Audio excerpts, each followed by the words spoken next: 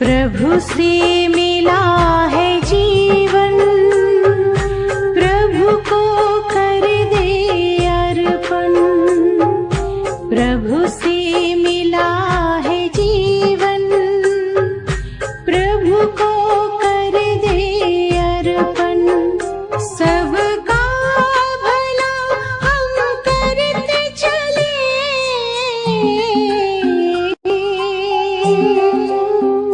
सबका भला हम कर।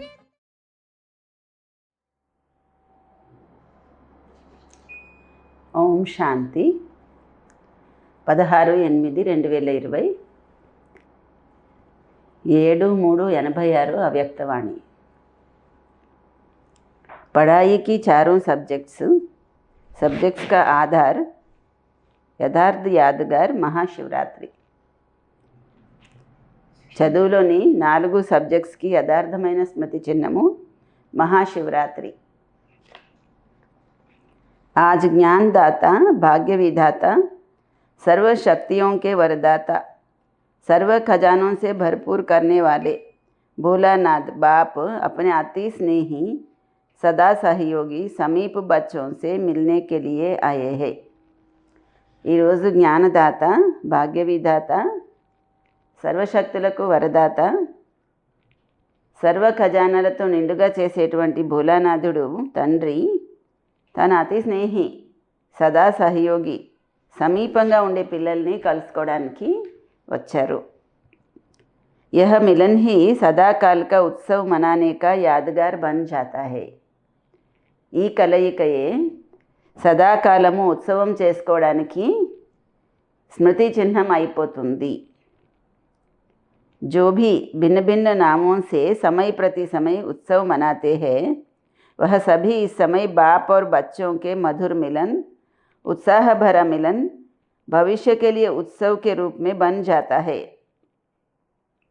మీరు భిన్న భిన్న పేర్లతో జరుపుకునేటువంటి సమయానుసారం జరుపుకునేటువంటి ఉత్సవాలన్నీ ఈ సమయంలో తండ్రి పిల్లల యొక్క మధురమైన మిలనము, ఉత్సాహం నిండినటువంటి ఈ కలయిక భవిష్యత్తు కోసము ఉత్సవం రూపము అయిపోతుంది। ఈ సమయంలో సర్వశ్రేష్ఠ ఆత్మలైన మీకు ప్రతిరోజు ప్రతి గడియ సదా ఖుషీలో ఉండేటువంటి గడియ లేదా సమయము। మరి ఈ చిన్న సంగమ యుగంలోని అలౌకిక జీవితము, అలౌకిక ప్రాప్తులు, అలౌకిక అనుభవాలను ద్వాపరయుగం నుండి భక్తులు భిన్న భిన్న పేర్లతో స్మృతి చిహ్నంగా చేశారు। ఈ ఒక్క జన్మలోని మీ జీవితము భక్తిలోని 63 జన్మల కోసము స్మృతికి సాధనము అయిపోతుంది। అంతటి మహాన్ ఆత్మలు మీరు। ఈ సమయంలోని అన్నిటికంటే వండర్ఫుల్ విషయం ఏమిటంటే, మీరు ఇదే చూస్తున్నారు, ప్రాక్టికల్గా కూడా ఉత్సవం చేసుకుంటున్నారు, మళ్ళీ నిమిత్తంగా ఆ స్మృతి చిహ్నాన్ని కూడా తయారు చేస్తున్నారు। చైతన్యంగా కూడా ఉన్నారు, చిత్రాలు కూడా వెనువెంట ఉన్నాయి। 5000 సంవత్సరాల క్రితము ప్రతి ఒక్కరూ ఏ ప్రాప్తి పొందారు, ఏ విధంగా తయారయ్యారు, ఈ 5000 సంవత్సరాల పూర్తి స్మృతి చిహ్నం యొక్క చిత్రాలు, జన్మపత్రి అందరూ స్పష్ట రూపంలో తెలుసుకున్నారు కదా।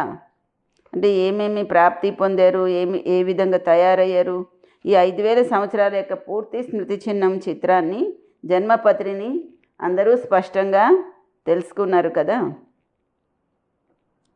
వింటున్నారు, చూసి సంతోషిస్తున్నారు కూడాను। మా వర్ణన, పూజన, మా జీవితం యొక్క కథలు వర్ణింపబడుతున్నాయి అని।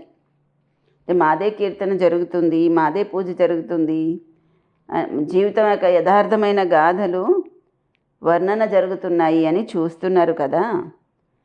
ओरिजिनल आपका चित्र तो बना नहीं सकते, इसलिए भावना पूर्वक जो भी टच हुआ वह चित्र बना दिया।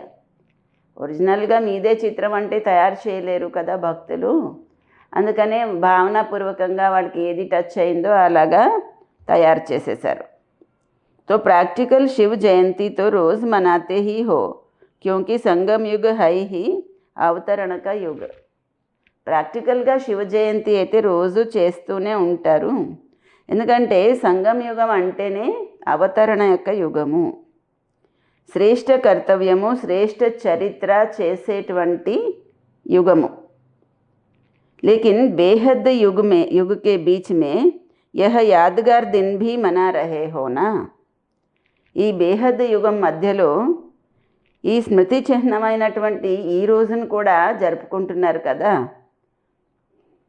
आप सबका मनाना है मिलन मनाना और उन्हों का मनाना है ఆహ్వాన్ करना.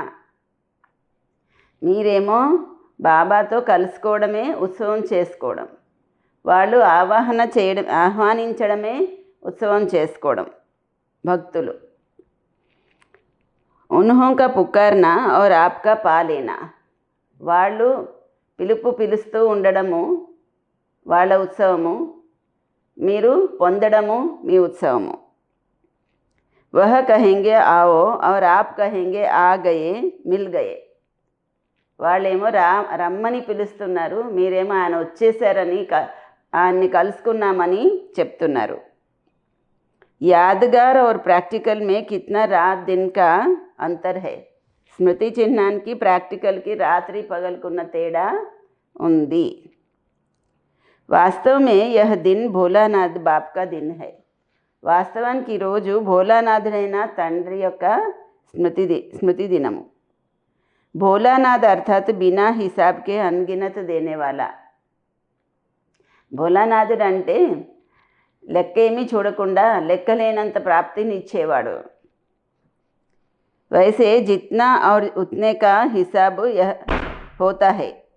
అసలైతే ఎంత అయితే అంత అలా లెక్క ఉంటుంది.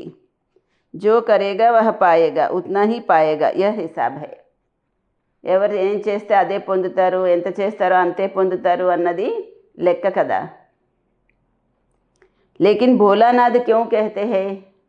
మరి భోలానాథుడని ఎందుకంటారు. क्योंकि इस समय देने में जितने और उतने का हिसाब नहीं रखता. ఎందుకంటే ఈ సమయంలో భోలానాథుడైన తండ్రి ఇవ్వడంలో ఎంతకు అంతే అన్న లెక్క పెట్టుకోరు. ఏక పదం గుణ హిసాబ్ హై. ఇప్పుడు 1కి కోటి రెట్లు లెక్క ఉంది. తో అన్గినత్ హో గయానా, మరి లెక్కలేనంత అయిపోయింది కదా. కహా ఏక్ కహా పదం, ఒకటెక్కడ కోటెక్కడ, లెక్కలేనంత అయిపోయింది కదా. శబ్ద హై ఇస్లియే పదం కహతే హై. కోటి అనేది కూడా లాస్ట్ లెక్క సంఖ్య కాబట్టి అది చెప్తున్నారు బాబా. దానిపైన ఇంకేదైనా ఉంటే అన్ని రెట్లని చెప్పును. अनगिनत देने वाले भोले भंडारी का दिन यादगार रूप में मनाते हैं. లెక్కలేనంత ప్రాప్తి ఇచ్చేటువంటి భోలా బండారి బాబా ఆయన స్మృతి చిహ్నంగా ఈరోజు జరుపుకుంటున్నారు ఉత్సవం. आपको तो इतना मिला है जो अब तो भरपूर हो ही, लेकिन 21 जन्म 21 पीढ़ी सदा भरपूर रहेंगे. మీకైతే ఎంతగా ప్రాప్తి దొరికిందంటే ఇప్పుడైతే నిండుగానే ఉన్నారు, కానీ ఇంకా కూడా 21 జన్మలు 21 తరాలు కూడా నిండుగా అవుతారు ఉంటారు. ఇతనే జన్మోకి గ్యారంటీ और कोई नहीं कर सकता. ఇన్ని జన్మలకి గ్యారంటీ వేరెవరు ఇవ్వలేరు. మరి ఇది నిజమని అనిపిస్తుందా. బాబా 21 జన్మలు మీరు నిండుగా ఉంటారు, 21 తరాలు నిండుగా ఉంటారని చెప్తున్నారు. నిజం అనిపిస్తుందా. బాబా అలా చెప్తారనుకుంటున్నారా. ఇతనే జన్మోకి గ్యారంటీ और कोई नहीं कर सकता. ఇన్ని జన్మలకి గ్యారంటీ ఇంకెవరు ఇవ్వలేరు. कितना भी कोई बड़ा दाता हो, लेकिन अनेक जन्म का भरपूर भंडारा होने की गारंटी कोई भी नहीं कर सकता. ఎవరెంత దాత అవ్వచ్చు కానీ అనేక జన్మలు నిండుగా భండారి నిండుగా చేసేటువంటి గ్యారంటీ మాత్రము ఎవరు ఇవ్వలేరు. మరి అందుకే భోలానాథుడు కదా. నాలెడ్జ్ఫుల్ హోతే भी భోలా बनते हैं. బాబా అన్నీ తెలిసి కూడా భోలా అయిపోతారు. इसलिए భోలానాథ్ కహా జాతా है. అందుకే ఆయన్ని భోలానాథుడు అంటారు. वैसे तो हिसाब करने में एक एक संकल्प का भी हिसाब जान सकते हैं. అసలైతే లెక్క చూడాలి అంటే ప్రతి ఒక్క సంకల్పానికి ఆయన లెక్క తెలుసుకోగలరు. लेकिन जानते हुए भी देने में भोलानाथ ही बनता है. కానీ అన్నీ తెలిసి కూడా ఆయన భోలానాథుడే అవుతారు. तो आप सभी भोलानाथ बाप के भोलानाथ बच्चे हो ना. మరి మీరంతా భోలానాథుడైన తండ్రికి భోలానాథుడైన పిల్లలు కదా. एक तरफ भोलानाथ कहते दूसरे तरफ भरपूर भंडारी कहते. ఒకవైపు భోలానాథుడు అని అంటారు, ఇంకొక వైపు నిండుగా ఉండే భండారి అని అంటారు. యాదగార్ भी देखो कितना अच्छा मनाते हैं. స్మృతి చిహ్నంగా చేసే ఉత్సవాలు కూడా ఎంత బాగా చేస్తున్నారో చూడండి. మనానే వాలోं को पता नहीं लेकिन आप जानते हो. ఆ ఉత్సవం చేసుకునే వాళ్ళకి తెలియట్లేదు, కానీ మీకు తెలుస్తుంది. जो मुख्य इस संगम युग की पढ़ाई है जिसकी विशेष 4 सब्जेक्ट है, वह चारों ही सब्जेक्ट यादगार दिवस पर मनाते आते हैं. సంగమ యుగంలో ముఖ్యమైన 4 సబ్జెక్ట్స్, ఆ 4 సబ్జెక్ట్స్ కూడా స్మృతి చిహ్నమైనటువంటి ఈరోజు ఉత్సవం రూపంలో చేస్తారు. అదెలాగా? पहले भी सुनाया था कि विशेष इस उत्सव के दिन बिंदु का और बूंद का महत्व होता है. ఇంతకు ముందు కూడా చెప్పాను, విశేషంగా ఈ ఉత్సవం రోజు బిందువులకి మహత్వం ఉంటుంది అని. तो इस बिंदु इस समय के याद अर्थात योग के सब्जेक्ट की निशानी है. అయితే బిందువు ఈ సమయంలోని స్మృతి లేదంటే యోగం యొక్క సబ్జెక్ట్కి గుర్తు. యాద్ మే బిందు స్థితి మే హీ స్థితి హోతే హోనా. స్మృతిలో మీరు బిందు రూపం యొక్క స్థితిలోనే ఉంటారు కదా. तो बिंदु याद की निशानी और बूंद ज्ञान की भिन्न भिन्न बूंदे. బిందు ఏమో స్మృతికి గుర్తు, బిందువులేమో జ్ఞానం యొక్క బిందువులకి గుర్తు. इस ज्ञान के सब्जेक्ट की निशानी बूंद के रूप में दिखाई है. ఈ జ్ఞానం యొక్క సబ్జెక్ట్కి గుర్తు బిందువుల రూపంలో చూపించారు. ధారణకి నిశాని ఇసీ దిన్ విశేష వ్రత రఖతే హై. ధారణకి గుర్తుగా ఈరోజు విశేషంగా వ్రతము పెట్టుకుంటారు. మరి వ్రతాన్ని ధారణ చేస్తారు కదా. ధారణ మే భీ ఆప్ దృఢ సంకల్ప కర్తే హో. ఆ వ్రత ధారణలో కూడా దృఢ సంకల్పము చేస్తారు. तो व्रत रखते हो कि ऐसा सहनशील व अंतर्मुख अवश्य बन के ही दिखाएंगे. మీరు వ్రతం తీసుకుంటారు, అంత సహనశీలంగా అంతర్ముఖులుగా తప్పకుండా అయ్యి చూపిస్తామని. तो यह व्रत धारण करते हो ना. మరి ఇది వ్రతము ధారణ చేస్తారు కదా. यह व्रत धारणा की निशानी है. ఆ వ్రతం తీసుకోవడము ధారణకి గుర్తు. और सेवा की निशानी है जागरण. సేవకి గుర్తు ఏంటంటే జాగరణ. సేవా करते ही हो किसको जगाने के लिए. సేవ చేసేదే ఎవరినైనా మేల్కొల్పడం కోసం. अज्ञान नींद से जगाना, जागरण कराना, जागृति दिलाना, यही आपकी सेवा है. అజ్ఞాన నిద్ర నుండి మేల్కొల్పడము, జాగృతి ఇప్పించడము, జాగరణ చేయించడము, ఇదే మీ సేవ కదా. तो उस जागरण सेवा की निशानी है. మరి ఆ జాగరణ సేవకి గుర్తు. तो 4 ही సబ్జెక్ట్ आ गई ना. మరి 4 సబ్జెక్ట్స్ వచ్చేసాయి కదా ఇందులో. लेकिन सिर्फ रूपरेखा उन्होंने स्थूल रूप में बदल दी है. కానీ వాళ్ళు స్థూల రూపంగా రూపురేఖలన్నీ తయారు చేశారు, మార్చేశారు, స్థూలానికి మార్చేశారు. फिर भी भक्त भावना वाले होते हैं और सदा ही सच्चे भक्तों की यह निशानी होगी कि जो संकल्प करेंगे उसमें दृढ़ रहेंगे. ఎంతైనా భక్తులు భావనతో నిండి ఉంటారు. సత్యమైన భక్తుల గుర్తు ఏంటంటే వాళ్ళు ఏం సంకల్పం చేస్తారో దాని మీద దృఢంగా ఉంటారు. इसलिए भक्तों से भी बाप का स्नेह है. అందుకే భక్తులపైన కూడా బాబాకి స్నేహము ఉంది. फिर भी आपके यादगार को द्वापर से परंपरा तो चला रहे हैं और विशेष इस दिन जैसे आप लोग यहाँ संगम युग पर बार बार समर्पण समारोह मनाते हो, अलग अलग भी मनाते हो, ऐसे ही आपके इस फंक्शन का भी यादगार वह स्वयं को समर्पण नहीं करते, लेकिन बकरे को करते हैं. మీ స్మృతి చిహ్నాన్ని ద్వాపరయుగం నుంచి తరతరాలు నడిపిస్తున్నారు కదా. విశేషంగా ఈరోజు మీరు సంగమ యుగంలో ఇక్కడ మాటి మాటికి సమర్పణ ఉత్సవము చేస్తూ ఉంటారు కదా, వేరువేరుగా కూడా చేస్తూ ఉంటారు. అలాగే మీ ఫంక్షన్కి స్మృతి చిహ్నంగా వాళ్ళు స్వయాన్ని సమర్పణ చేయడం లేదు, జంతువుల్ని బలి ఇస్తున్నారు. वैसे तो बाप दादा भी हंसी में कहते हैं कि यह मईपन का समर्पण हो, तब समर्पण अर्थात संपूर्ण बनो. బాప్దాదా కూడా చెప్తారు, ఈ నేను నేను అనేది సమర్పణ అయితే అప్పుడు సమర్పణ అనగా సంపూర్ణంగా అవుతారు అని.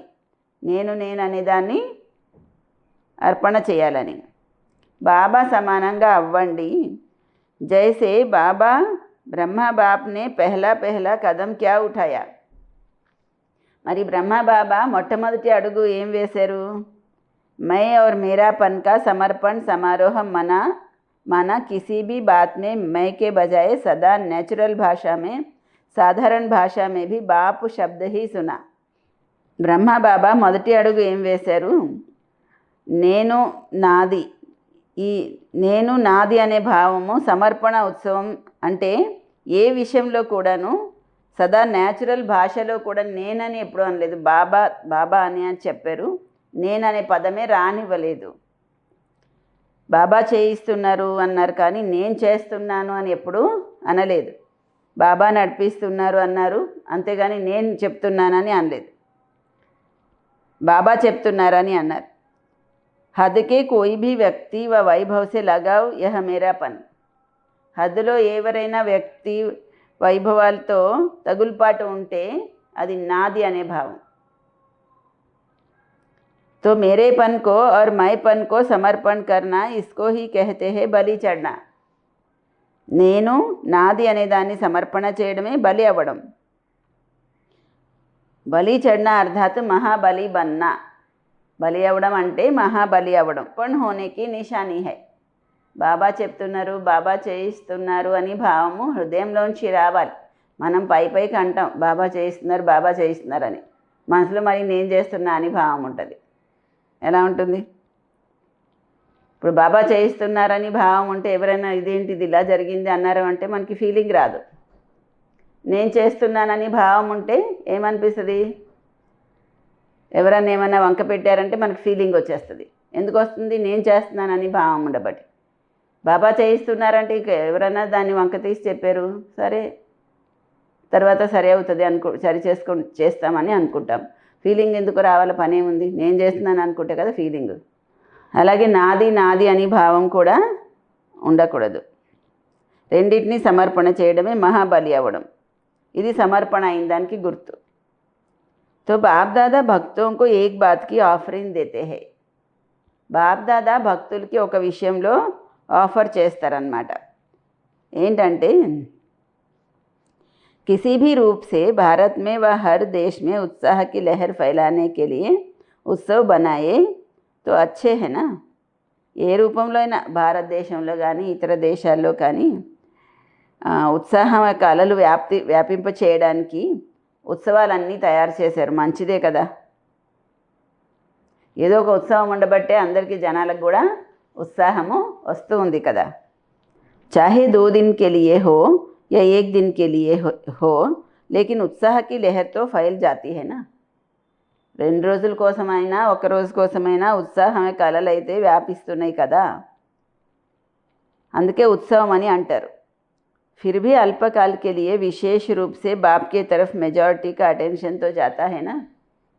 అల్పకాలికంగానైనా విశేష రూపంలో అందరి దృష్టి బాబా వైపుకైతే మెజారిటీ ఆత్మలకి బాబా వైపుకి దృష్టి వెళ్తుంది కదా. శివరాత్రి అనగానే ఇంకా అందరికీ అల్పకాలికంగానైనా దృష్టి బాబా వైపు వెళుతుంది భక్తిలో కూడా. तो इस विशेष दिन पर क्या विशेष करेंगे. మరి విశేషమైన రోజు ఏం చేస్తారు విశేషంగా? जैसे भक्ति में कोई सदाकाल के लिए व्रत लेता है और कोई में हिम्मत नहीं होती है तो 1 मास के लिए, 1 दिन के लिए या थोड़े समय के लिए लेते हैं. భక్తిలో కొందరు సదాకాలము వ్రతం పెట్టుకుంటారు. కొందరు ధైర్యం లేకపోతే 1 నెల కోసము, 1 రోజు కోసము లేదా కొద్ది సమయం కోసము వ్రతము తీసుకుంటారు. फिर वह व्रत छोड़ देते हैं. మళ్ళీ తర్వాత ఆ వ్రతాన్ని వదిలేస్తారు. आप तो ऐसे नहीं करते हो ना. మీరైతే అలా చేయడం లేదు కదా. मधुबन में तो धरनी पर पाँव नहीं है, फिर जब विदेश में जाएंगे तो धरनी पर आएंगे व ऊपर ही रहेंगे. మధువనంలోనైతే పాదాలు భూమి మీద లేవు, మళ్ళీ విదేశాల్లో వెళ్ళిన తర్వాత ధరణిపైకి వచ్చేస్తారా లేతే పైనే ఉంటారా? सदा ऊपर से नीचे आकर कर्म करेंगे या नीचे रहकर कर्म करेंगे. ఎల్లప్పుడూ పైనుంచి కిందికి వచ్చి కర్మ చేస్తారా లేకపోతే కిందే ఉండి కర్మ చేస్తారా? ऊपर रहना अर्थात ऊपर की स्थिति में रहना. ऊपर कोई छत पर नहीं लटकना है. పైన ఉండడము అంటే ఉన్నతమైన స్థితిలో ఉండడము, అంతేకాని పైన ఎక్కడో రూఫ్ పైన వేలాడడం అని కాదు. ऊंची स्थिति में स्थित हो कोई भी साधारण कर्म करना अर्थात नीचे आना. ఉన్నతమైన స్థితిలో ఉంటూ సాధారణ కర్మ కూడా చెయ్యాలి, ఇది కిందికి రావడం. సాధారణ కర్మలు కూడా చేయవలసినవి ఉంటాయి కదా. మరి సాధారణ కర్మలు చేసేటప్పుడు కూడా ఉన్నతమైన స్థితిలో ఉంటూ సాధారణ కర్మలు కూడా చెయ్యాలి. లేకిన్ సాధారణ కర్మ కర్తే భీ స్థితి ఊపర్ అర్థాత్ ఊంచి హో. కానీ సాధారణ కర్మలు చేస్తూ కూడా స్థితి మాత్రము పైన ఉన్నతంగా ఉండాలి. జైసే బాపు భీ సాధారణ తన్ లేతా హై నా. బాబా కూడా సాధారణ శరీరాన్ని తీసుకుంటారు కదా. కర్మతో సాధారణ హీ కరేంగేనా. మరి కర్మలైతే సాధారణంగానే చేస్తారు కదా. జైసే ఆప్ లోగ్ బోలేంగే వైసే హీ బోలేంగే, వైసే హీ చలేంగే.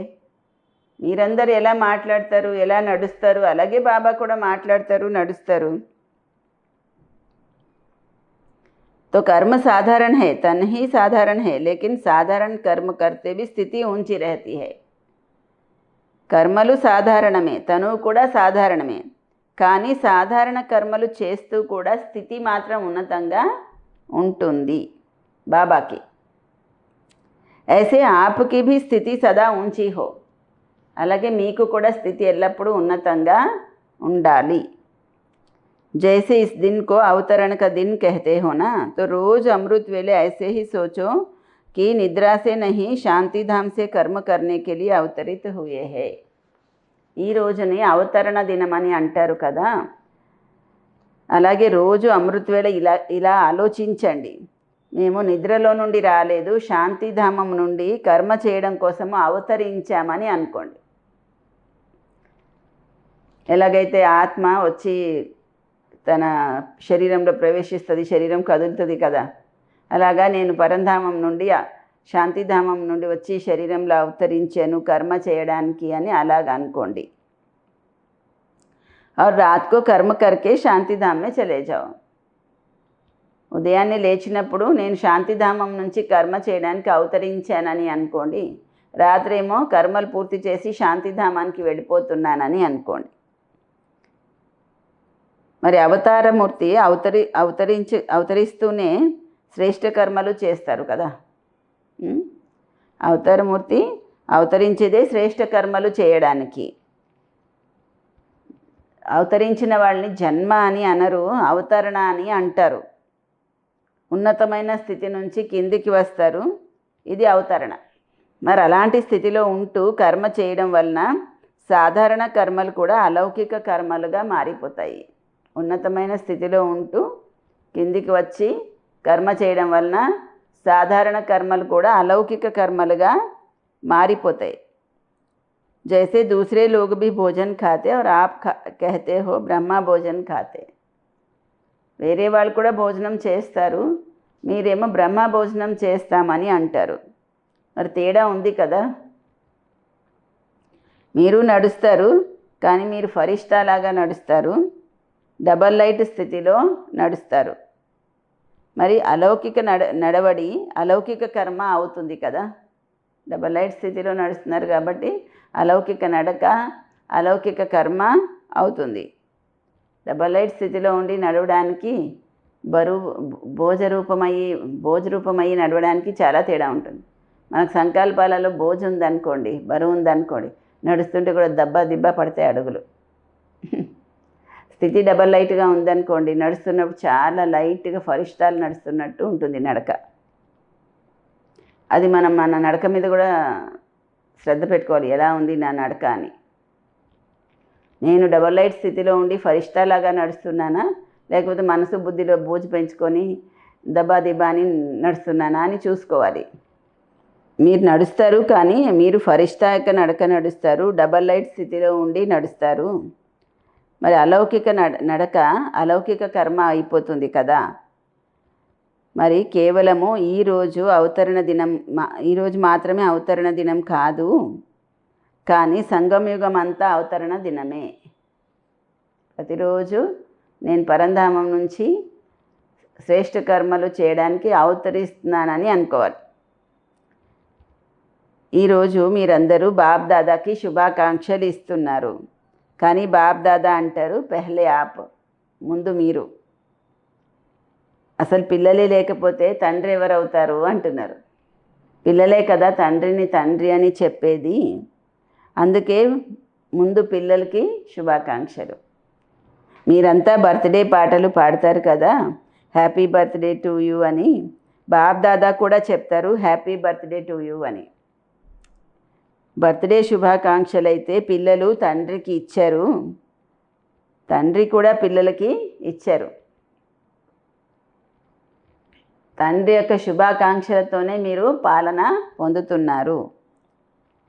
మీ అందరికీ దొరికే పాలన ఏమిటి? బాబా యొక్క పాలన. బాబా నుండి, పరివారం నుండి శుభాకాంక్షలు తీసుకుంటూ మీరు పాలన పొందుతున్నారు. శుభాకాంక్షలతోనే నాట్యం చేస్తున్నారు, పాటలు పాడుతున్నారు, విహరిస్తున్నారు. ఈ పాలన కూడా చాలా వండర్ఫుల్ అన్నమాట. ఒకరికొకరు ప్రతి గడియ మీరు ఏమి ఇస్తున్నారు? శుభాకాంక్షలు ఇస్తున్నారు. ఇదే పాలన యొక్క విధానము. అంటే మనము ఒకరికొకరు పాలన ఇవ్వడము అంటే శుభాకాంక్షలు ఇవ్వడమే పాలన ఇవ్వడము. ఎవరు ఎలా అయినా ఉండొచ్చు, అది బాప్ దాదాకు కూడా తెలుసు, మీకు కూడా తెలుసు. నంబర్ వారీగా అయితే ఉంటారని తెలుసు కదా. ఒకవేళ నంబర్ వారీగా అవ్వకపోతే సత్యయుగంలో కనీసము 1,50,000 సింహాసనాలు తయారు చేయాల్సి వస్తుంది. ఏమంటున్నారు బాబా? ఎవరు ఎలాగైనా ఉండొచ్చు, అది బాబాకు కూడా తెలుసు, మీకు కూడా తెలుసు నంబర్ వారీగా ఉంటారని.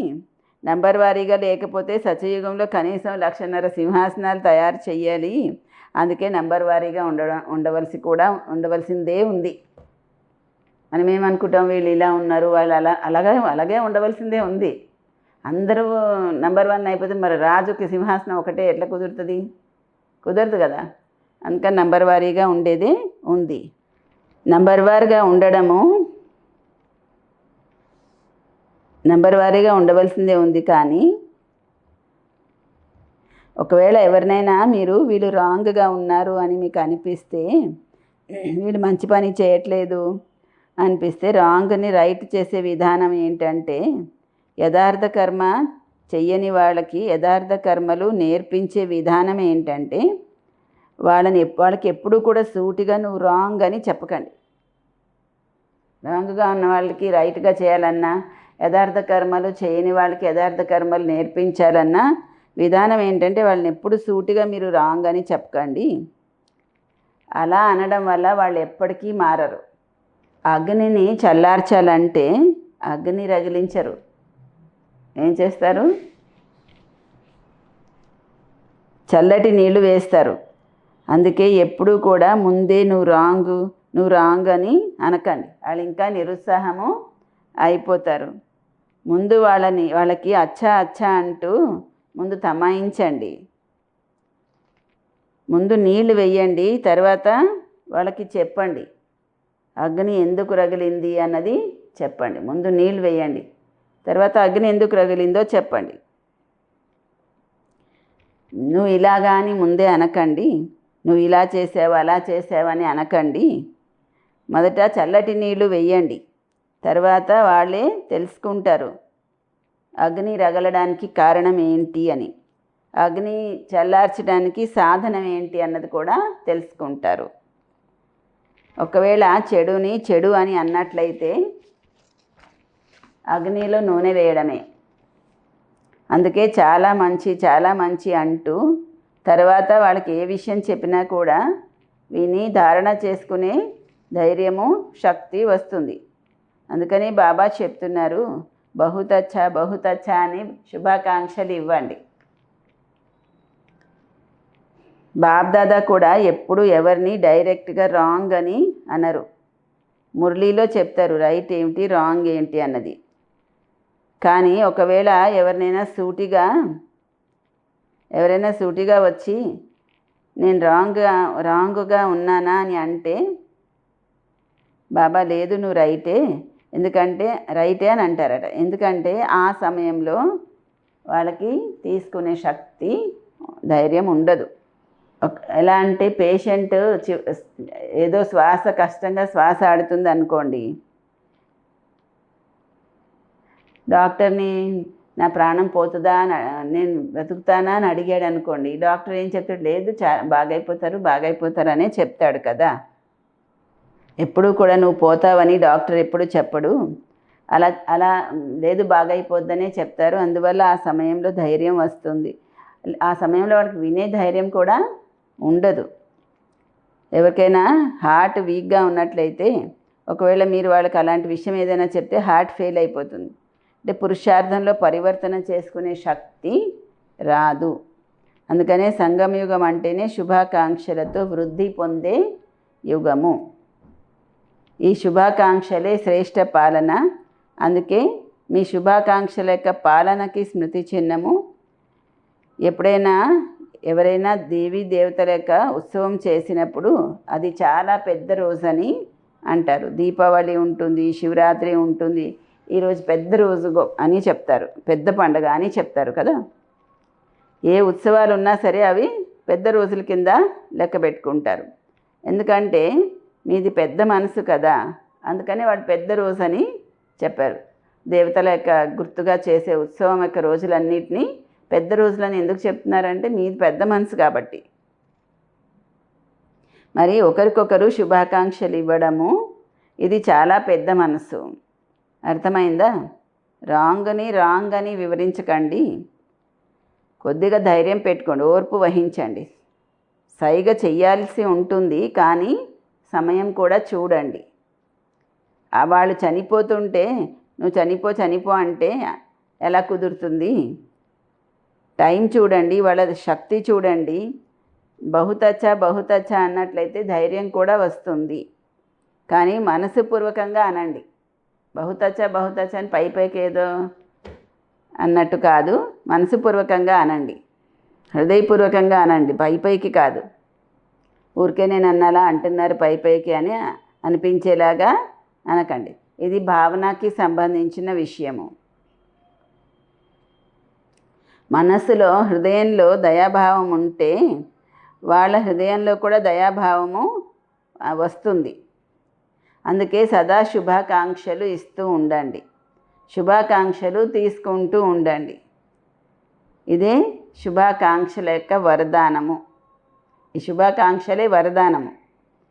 ఈరోజు వర్ణన చేస్తారు కదా, శివుడి యొక్క బండారీలన్నీ నిండుగా ఉంటాయి అని. మరి మీ గురించి అది వర్ణన. కేవలం బాబా బండారీలు మాత్రమే నిండుగా ఉండడం కాదు. అంటే బాబా మనసు అయితే ఎప్పుడు పిల్లల కోసము శుభభావనలతో శుభాకాంక్షలతో నిండి ఉంటుంది. మరి బాబా ఒక్కరిదే కాదు, పిల్లలది కూడా మనసు శుభభావనలతో నిండి ఉంటుంది కదా. దాత యొక్క పిల్లలు దాత అయిపోండి. నేను చెప్పాను కదా, భక్తులు అంటే తీసుకునేవాళ్ళు, మీరేమో దేవతలు అంటే ఇచ్చేవాళ్ళు, దాత.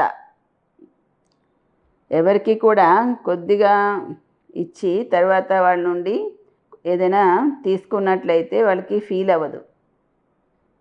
ఎవరికైనా కూడా కొద్దిగా ఇచ్చి తర్వాత వాళ్ళ నుండి ఏమైనా తీసుకున్నా కూడా వాళ్ళకి ఫీల్ అవ్వదు. మీరు ఏమైనా ప్రాప్తి ఇచ్చిన తర్వాత అప్పుడు ఏమైనా తీసుకోండి, వాళ్ళని ఒప్పించగలుగుతారు. కానీ ముందు వాళ్ళకి ఇవ్వండి, ధైర్యం ఇవ్వండి, ఉత్సాహం ఇవ్వండి, ఖుషి ఇవ్వండి. తర్వాత మీరు వాళ్ళతో ఏ విషయాన్ని ఒప్పించాలనుకుంటే ఆ విషయాన్ని ఒప్పించగలుగుతారు. రోజు ఉత్సవము చేస్తూ ఉండండి. రోజు బాబాతో మిలనం చేసుకోవడం ఇదే ఉత్సవం. అందుకే రోజు ఉత్సవమే. అచ్చా, నలువైపులా ఉన్నటువంటి పిల్లలకి సంగమయుగంలోని ప్రతిరోజు అవతరణ దినం కోసము అవినాశి శుభాకాంక్షలు. సదా బాబా సమానంగా వరదాత అయ్యి ఆత్మని నిండుగా చేసుకునేటువంటి మాస్టర్ భోలానాథ్ పిల్లలకి, సదా స్మృతిలో ఉంటూ ప్రతి కర్మను స్మృతి చిహ్నంగా చేసేటువంటి పిల్లలకి, సదా స్వ ఉన్నతి సేవా ఉన్నతిలో ఉత్సాహ ఉల్లాసాలతో ముందుకు వెళ్ళేటువంటి శ్రేష్టమైన పిల్లలకి, విశేషంగా ఈరోజు స్మృతి చిహ్నమక రోజు శివ జయంతి, బ్రాహ్మణ జయంతి, వజ్రతుల్య జయంతి, సదా అందరినీ సుఖీగా తయారు చేయడం కోసము, సంపన్నంగా చేయడం కోసం ఉన్నటువంటి జయంతికి శుభాకాంక్షలు, ప్రియ స్మృతులు. నమస్తే. వరదానము. हर शक्ति को ऑर्डर प्रमाण चलाने वाले మాస్టర్ రచయిత భవ.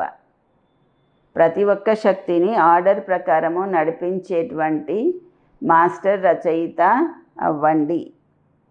కర్మ మొదలుపెట్టే ముందే ఎలాంటి కర్మకి అలాంటి శక్తిని ఆహ్వానించండి. యజమాని అయ్యి ఆర్డర్ చెయ్యండి. ఎందుకంటే సర్వశక్తులు మీ భుజాల సమానము. మీ భుజాలు మీ ఆర్డర్ లేకుండా ఏమీ చెయ్యవు. ఆర్డర్ చేయండి, సహన శక్తి ఈ కార్యాన్ని సఫలం చెయ్యి అని. అప్పుడు చూడండి సఫలత వచ్చే ఉంది. కానీ ఆర్డర్ చేయడానికి బదులు భయపడతారు, చేయగలమా లేదా అని చెప్పేసి. ఈ రకంగా భయం ఉంటే ఆర్డర్ చేయలేరు. అందుకే మాస్టర్ రచయిత అయ్యి ప్రతి శక్తిని ఆర్డర్ ప్రమాణము నడిపించేందుకు నిర్భయులవ్వండి. ఏ కార్యం చేయాలో దానికి తగిన శక్తిని ముందు యజమాని అయ్యి ఆర్డర్ చేయండి. అంతేకాని నేను అమ్మో చేయగలనా లేదా అని భయపడకండి. సహన శక్తి ఇప్పుడు నువ్వు హాజరవ్వాలి అని ఆర్డర్ చేయండి, ఈ కార్యాన్ని సఫలం చెయ్యి అని. అప్పుడు సఫలత వచ్చే ఉంది. స్లోగన్. ఆధారం ఇచ్చే దాత తండ్రిని ప్రత్యక్షం చేసి అందరినీ తీరాన పెట్టండి. ఈరోజు 3వ ఆదివారము సాయంకాలం 6:30 నుంచి 7:30 వరకు విశేషంగా యోగాభ్యాస సమయము.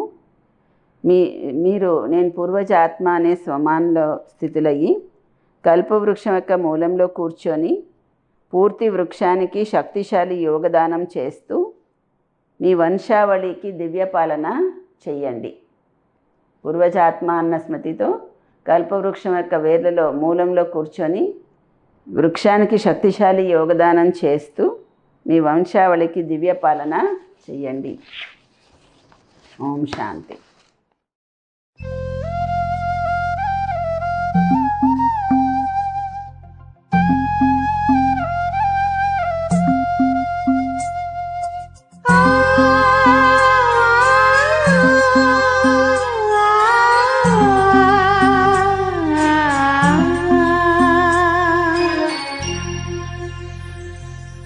प्रभु से मिला है जीवन, प्रभु को कर दे अर्पण।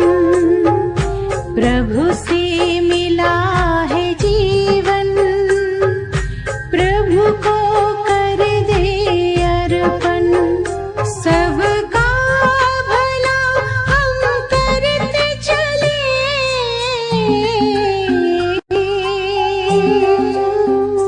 सबका भला हम करते चले, हर्षित हो धरा गगन। बस उसका कहना माने, फिर सब कुछ वो ही जाने। बस उसका कहना माने, फिर सब कुछ वो ही जाने। प्रभु से मिला है जीवन, प्रभु को कर दे अर्पण।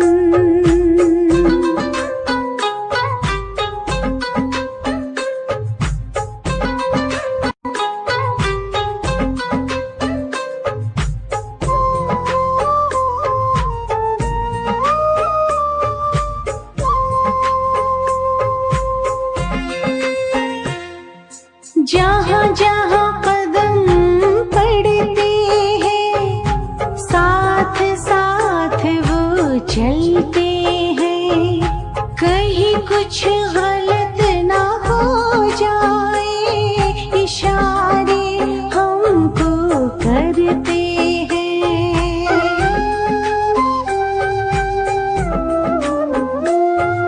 जहाँ जहाँ कदम पड़ते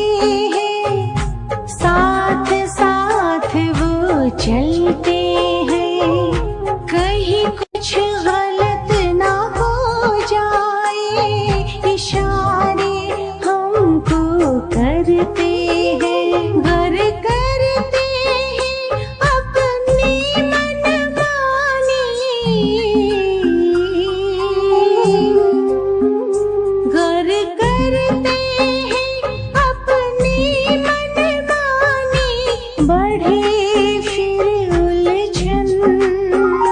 बस उसका कहना माने, फिर सब कुछ वो ही जाने।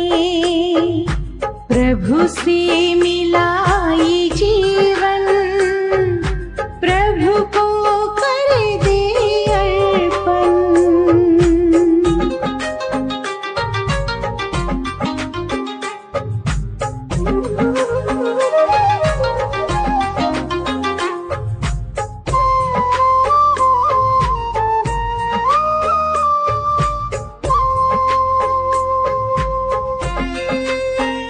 शुभ भावना का करे मंथन, महकाए मन जैसे चंदन।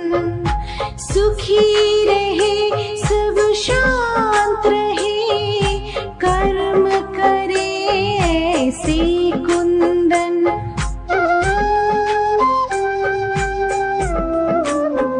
शुभ भावना का करे मंथन, महकाए मन जैसे चंदन। सुखी रहे सब शांत रहे, कर्म करे ऐसे कुंदन। हर पाना है मन की शांति,